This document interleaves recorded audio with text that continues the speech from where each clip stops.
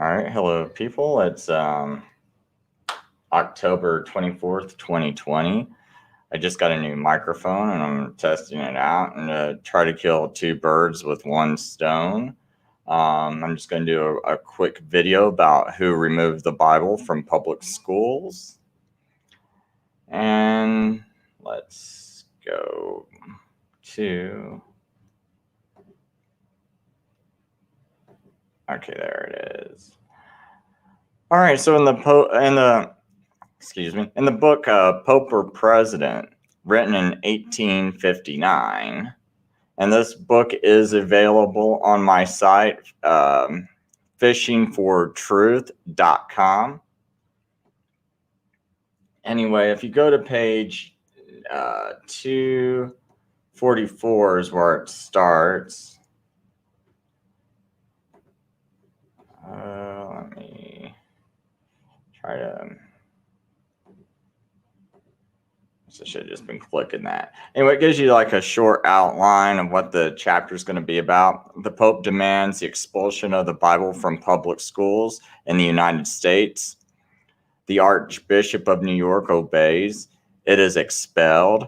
The reward, the school books of the country mutilated by Romish power. A secret conspiracy requires it. The Maduria Protestants, the blessings of the club in Philadelphia to elect a Roman Catholic legislature. All opponents of popery, Protestants, Martara, Roman Catholic prayer book introduced in Protestant families by servants.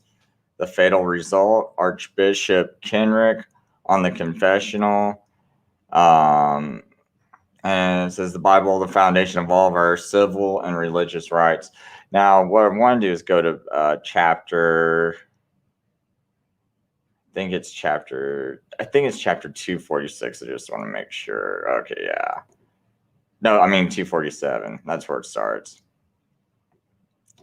Anyway, down towards the bottom of the page, it says the Word of God is not only a prohibited book in the Romish system, but the reading of it or hearing it read is made the worst of criminal offenses and punished by the Inquisition. We come now to the war on God's holy word by its expulsion from public and free schools of this country. In 1841, Bishop Hughes, in effect, offered the Roman Catholic vote for sale at Carroll Hall in the city of New York if the Bible would be excluded from the common schools.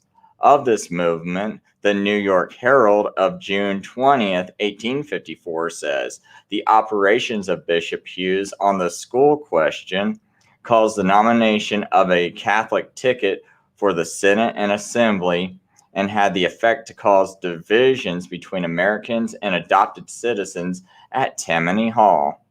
Thus, the Herald ascribes to Bishop Hughes the first church movement in political affairs of our country by introducing religion into the arena of politics and nominating a Catholic ticket for the Senate and Assembly on the school question. Let every Protestant and patriot remember this fact. 38 schools in the city of New York alone abolished the Bible, and the commissioners were appointed to expunge from the pages of school books all the facts of history that were displeasing to the papal system. Books so mutilated and defaced with black can now be seen at the Bible House in that city.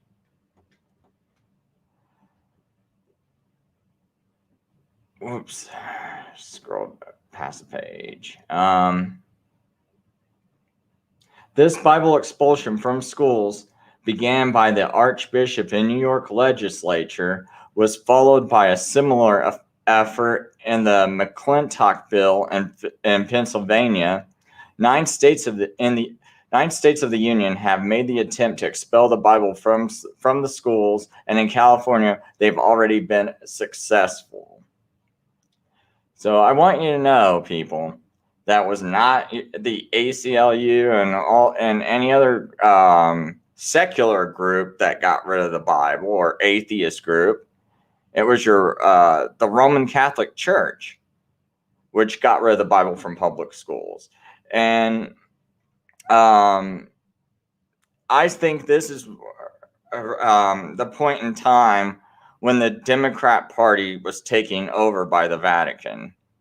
Because people have heard me say time and time again, in 1840 or the 1840s, that's when the Vatican took over the Democrat Party.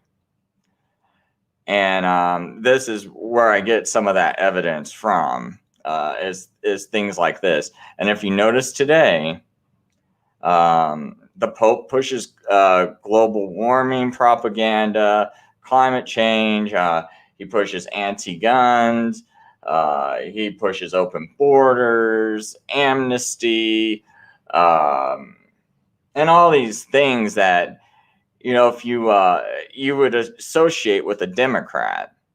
And if you notice, a lot of these people you call Rhino Republicans, like Paul Ryan, they happen to be Roman Catholic, and some of these other rhinos, they happen to be at the least very ecumenical, if not closet Roman Catholics, like I believe Bush and Reagan were, even though they never said they were openly Roman Catholic. There's a lot to lead me to believe that they were closet Roman Catholics, or at least very ecumenical at the least. But in the Bible it says the great whore has many harlot daughters. So if you're a harlot daughter of the great whore, and you're one of these ecumenical churches that think the Catholic Church is just fine, and you go to these ecumenical conferences where your church leaders are bowing to the Pope, you're probably one of her harlot daughters. Then if you're one of her harlot daughters, to me, you're not any better than the great whore herself, right? So especially if you're doing all the things she does, which most of you are, let's face it.